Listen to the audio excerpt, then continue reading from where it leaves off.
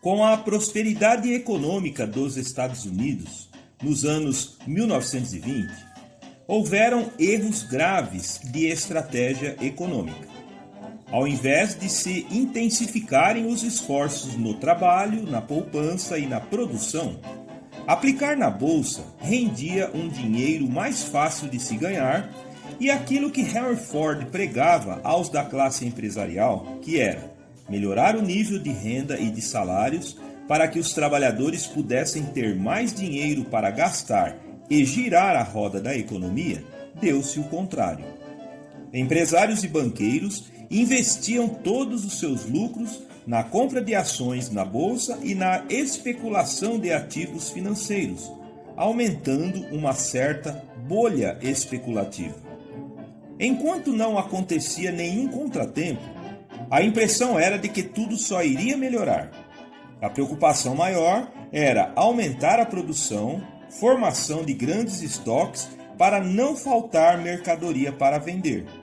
Bancos emprestavam dinheiro com facilidade para empresários, fazendeiros e consumidores. Já no final da década de 1920, a indústria europeia alcançava boa recuperação e capacidade de produção, o que demandava menos importação da indústria norte-americana, o que induziu os industriais a produzirem menos e a especular mais no mercado financeiro. Quando então, a economia americana passa a apresentar desequilíbrio, com excesso de oferta de mercadorias, causando a baixa nos preços e nos lucros e acúmulo de estoque com mercadorias encalhadas nos galpões. Com a retração do consumo e do ritmo da economia, muitos devedores, principalmente agricultores, não conseguiam mais pagar os bancos, que, por sua vez, devido a altas taxas de inadimplência, começaram a decretar falência. Como os mercados financeiros e as economias capitalistas são muito estressadas, notícias ruins começaram a causar pânico, induzindo investidores a se desfazerem rápido de suas ações e consumidores, além de pararem de consumir e comprar, ainda correram para as agências bancárias para sacarem seus dinheiros com medo de o banco quebrar. Com o excesso de ofertas e a ansiedade para se desfazer das ações, o preço despencou, fazendo empresas falirem do dia para a noite. E o resultado mais visível eram demissões, desemprego em massa e escassez de mercadorias, já que a produção não podia mais ser financiada pelos bancos. Foi então que na Quinta-feira Negra, de 24 de outubro de 1929, a Bolsa de Nova York literalmente quebrou. Pânico e repercussões negativas se espalharam pelo mundo todo, reproduzindo o mesmo ciclo vicioso. Notícia ruim, que por sua vez gera pânico, que por sua vez causa paralisação da economia, desabastecimento, desemprego em massa e fome, que atingiram Estados Unidos, Europa e os centros econômicos na Ásia e nas colônias. Na União Soviética, onde funcionava uma economia já diferente, fechada e apartada da economia capitalista mundial, se vivia um outro processo. A indústria soviética vivia franca recuperação, que, por sua vez, levou a questionamentos quanto a se o capitalismo é melhor que o comunismo, ou vice-versa, ou se o capitalismo seria mesmo capaz de contornar as graves crises e também proporcionar segurança e bem-estar para as populações. No meio de tamanha crise, começam então a surgir em todo o mundo movimentos pró-comunismo, mas também radicalização de ideologias de extrema direita, acompanhadas de xenofobia, radicalismos, insatisfação popular, sendo que as crises econômicas e a inflação são as principais causadoras de agitações políticas, fazendo surgir movimentos nacionalistas, fanáticos, revanchistas, radicais e populistas, como o fascismo na Itália, perpetrado por Benito Mussolini, e o nazismo na Alemanha de Adolf Hitler. Mas as crises frequentemente servem para impulsionar a evolução das atividades humanas. Até então, a venda de utensílios, produtos de higiene e limpeza, vestuário e principalmente alimentos eram feitas nas mercearias, empórios e armazéns, que eram apertados, desconfortáveis e demandava altos custos com funcionários e atendentes. Mas com a crise de 29, muitas fábricas nas periferias das grandes cidades americanas faliram e muitos galpões ficaram vagos e com o aluguel barato. Ao mesmo tempo, as fábricas se esforçavam para produzir alimentos mais baratos e acessíveis. Foi então que, em 1930, no bairro do Queens, em Nova York, o atendente de mercearia Michael J. Cullen idealizou um local amplo, com prateleiras dispostas para o autosserviço, com estacionamento e açougue, e nascia o primeiro supermercado da história, o King Cullen. Com isso, reduziu-se sobremaneira a demanda por funcionários, ampliou-se a capacidade de atendimento e as fábricas, por sua vez, tiveram que diminuir a produção e a veiculação de produtos a granel, que antes eram pesados e embalados à vista do consumidor nas mercearias, e agora seriam fracionadas e empacotadas, fazendo surgir também a importante indústria das embalagens. Somente com a eleição do democrata Franklin Roosevelt em 1933 e a adoção do programa econômico denominado New Deal, que a então maior economia do mundo, os Estados Unidos, retornaram para a rota da estabilidade e do crescimento. O plano consistia no investimento do Tesouro americano na economia da ordem de 4 bilhões de dólares, direcionados para a infraestrutura pública, construção de estradas, pontes, ferrovias, portos, hospitais e escolas, gerando milhares de novos empregos. Também incluía um controle dos estoques das commodities, para que não houvesse falta de produto e aumento de preços, causando inflação, ou sobra de mercadorias e queda nos preços, prejudicando as empresas e os fazendeiros. Adotaram-se muitas políticas intervencionistas do Estado que hoje seriam consideradas como coisa de comunista, como controle dos preços, controle sobre os bancos, concessão de subsídios e crédito agrícola, criação de sindicatos de classe, redução na jornada de trabalho para a geração de novos empregos, fixação do salário mínimo, seguro-desemprego e seguro-aposentadoria. Tais políticas também foram copiadas pelos bancos centrais de países europeus como Alemanha e França. Então, os anos 30 serviram para o mundo assistir à recuperação econômica dos Estados Unidos e também da Europa, outrora arrasada pela Primeira Guerra Mundial. Os exemplos mais notáveis de crescimento industrial foram na Alemanha e no norte da Itália, mas também Inglaterra, França e na União Soviética Comunista. Também na Ásia, a China havia saído do sistema de monarquia com o fim da dinastia Qing desde 1911 e estava sob o regime republicano introduzido pelo partido político Kuomintang, do líder revolucionário chinês Sun Yat-sen, e também experimentava forte processo de industrialização, crescimento econômico e abertura da economia ao comércio internacional, principalmente com os países do Ocidente. Mas a grande potência na Ásia era o Japão, que experimentava grande expansão da sua economia e nutria sentimentos e pretensões imperialistas de recuperar o controle da Manchúria, a principal e maior província chinesa, e a Coreia, entre outras ideias expansionistas.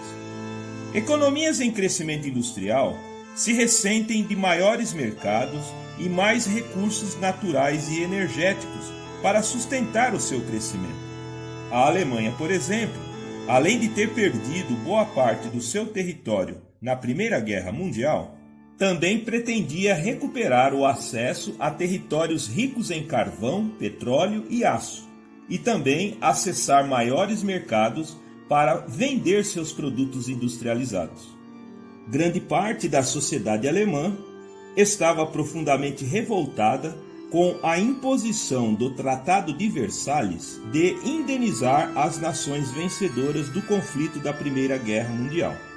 É nesse contexto que logo no início dos anos 1920 que surge o Partido Nacional Socialista dos Trabalhadores Alemães, que cresceu e ganhou projeção defendendo ideais de ódio ao comunismo, mas também oposição à classe dos burgueses, banqueiros e industriais e empresários bem-sucedidos, e uma retórica anticapitalista, para a surpresa de muitos ideólogos de extrema-direita. O termo nazi é uma abreviatura de nacional-socialismo e tinha como líder o austríaco Adolf Hitler, um militar e ex-combatente da Primeira Guerra Mundial, que logo em 1923, liderando o partido nazi, organizou um golpe de Estado para tentar tomar o poder, que então era exercido na República de Weimar pelo presidente Hindenburg, que governava por meio de uma república semi-presidencialista, sendo que a direção executiva do país era exercida por um chanceler. O golpe fracassou e Hitler foi preso. Na prisão, Hitler escreveu seu manifesto político denominado Mein Kampf, onde expressou seu ódio aos judeus, que ele julgava não serem alemães, mesmo aqueles nascidos em solo alemão, e que eram parasitas da sociedade alemã e que não viviam do trabalho, mas viviam da usura, e que eram os mentores tanto do capitalismo como do comunismo como instrumentos de dominação, e que eram os principais responsáveis pela carestia vivida pela Alemanha do pós-guerra.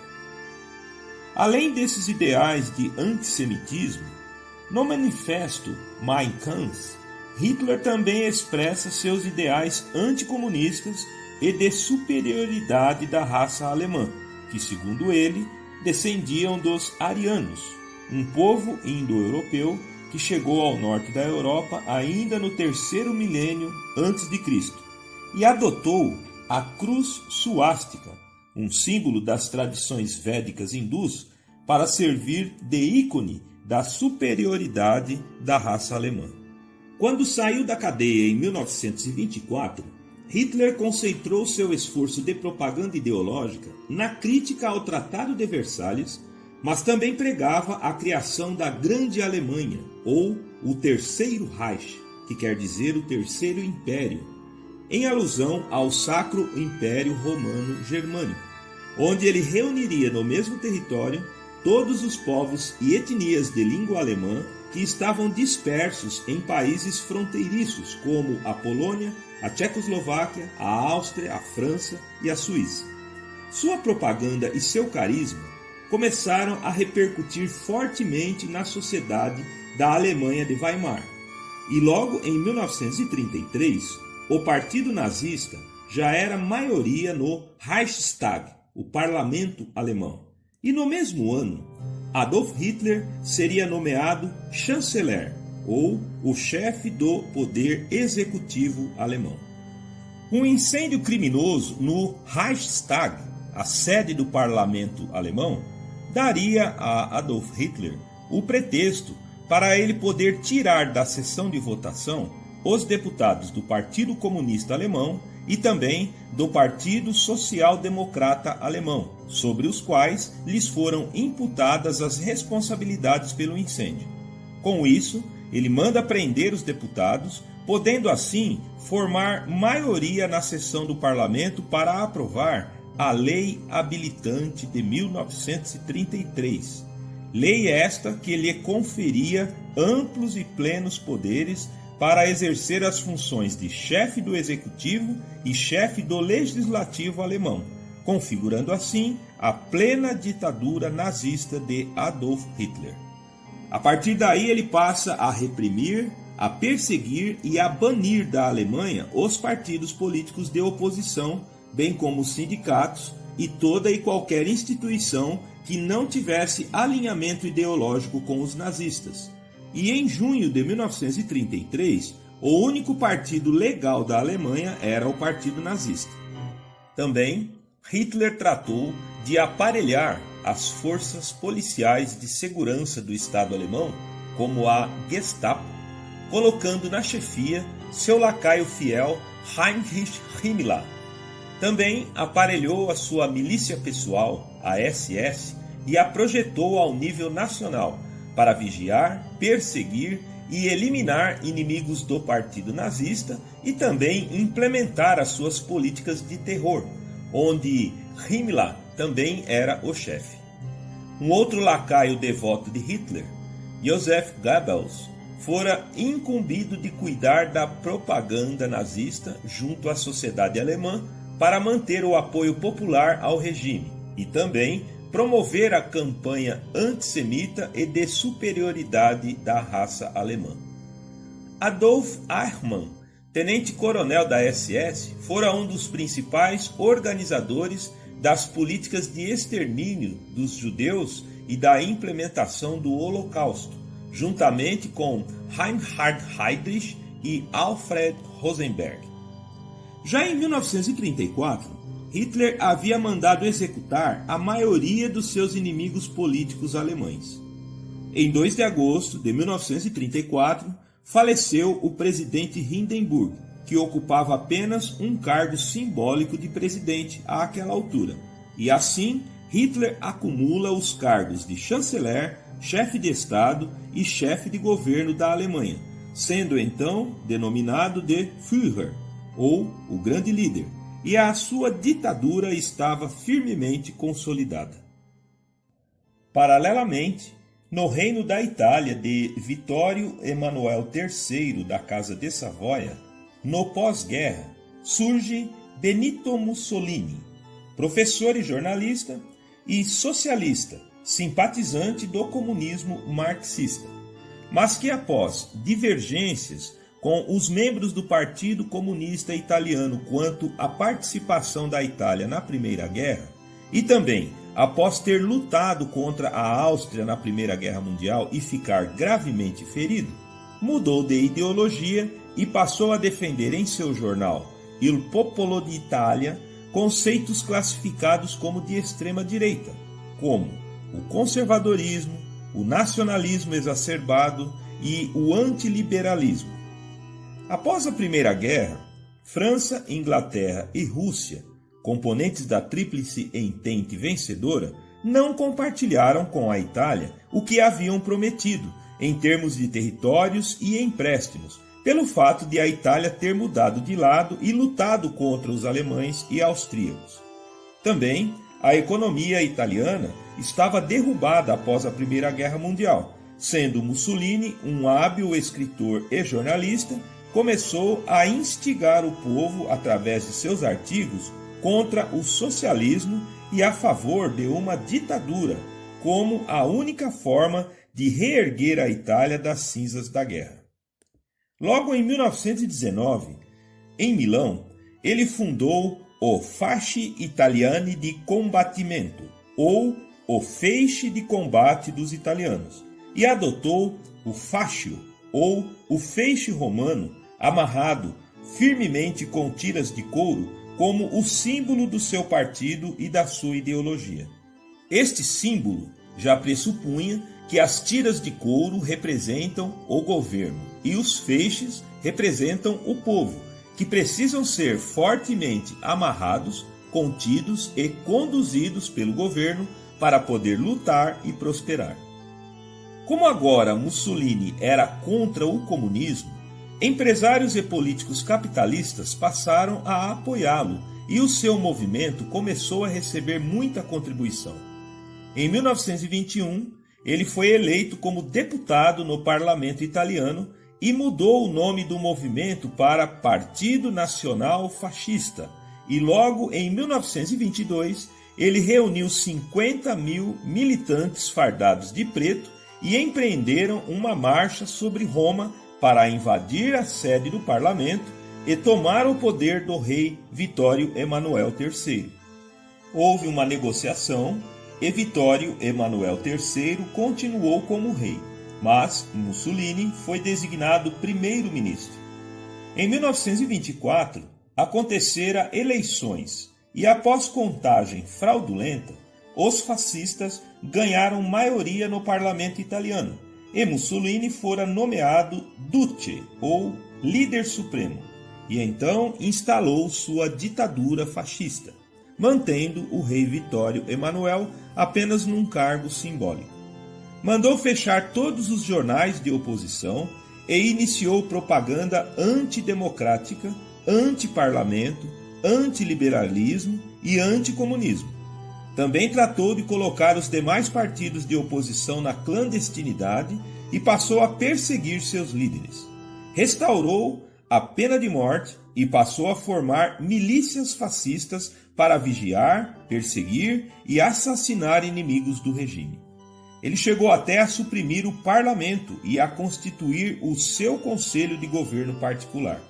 Mas tudo isso porque ele convenceu grande parte da sociedade que ele era honesto, porém firme e grandioso como os grandes imperadores romanos, e que iria restaurar a glória do Império Romano na Itália.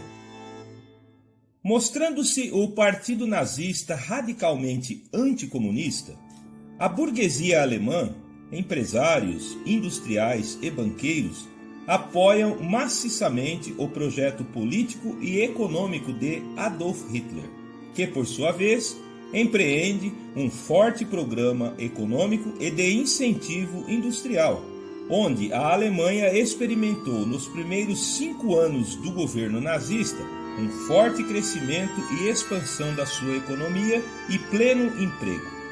Em paralelo, a indústria bélica alemã construía e equipava poderosa força armada. As vedetes eram os aviões de guerra Junkers, Heinkel e Donner da terrível Luftwaffe, a Força Aérea Alemã, e nos mares a Kriegsmarine e seus submarinos U-Boot, gigantescos couraçados e cruzadores. E o exército alemão, a Wehrmacht, com seus terríveis e eficientes Panzers, e os Landkreuzers, os maiores tanques de guerra até então produzidos, e gigantescos canhões, como o Gustav. Os soldados alemães eram considerados como os mais bem treinados e motivados soldados europeus até então. Todo este movimento e esforço de guerra amedrontava os países vizinhos da Alemanha. Em 1935, Mussolini empreende a campanha da África Oriental Italiana e ocupa os territórios do chamado Chifre da África, a Eritreia, a Abissínia e a Etiópia. Todos esses estados envolvidos no conflito eram membros da Liga das Nações, que, por sua vez, não pôde fazer nada para pressionar ou impedir o conflito. Outro projeto de ditadura sob inspiração nazi-fascista era o do generalíssimo Franco da Espanha, cujo golpe e ocupação do poder fez deflagrar a Guerra Civil Espanhola, onde a Itália e a Alemanha apoiaram as forças do general Franco e ainda usaram o palco do conflito para testarem seus equipamentos militares. A Guerra Civil Espanhola causou 500 mil de mortes e também um forte movimento imigratório da Europa para a América do Sul. Outro governo, de natureza ditatorial, fora instalado em Portugal com Antônio de Oliveira Salazar, no chamado Estado Novo Português. Salazar também mantinha polícia secreta política para perseguir e eliminar inimigos políticos.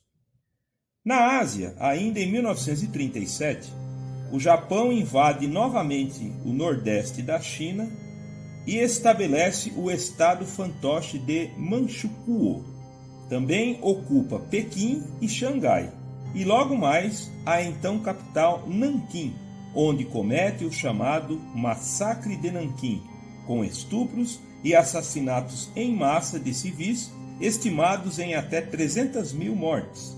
Incidente este que repercute nas relações entre China e Japão até hoje. Também, o Japão ocupa a Mongólia e tenta conquistar territórios soviéticos na Sibéria, no que dessa vez fora derrotado pelo Exército Vermelho e teve que assinar um tratado de paz e de não agressão com os soviéticos.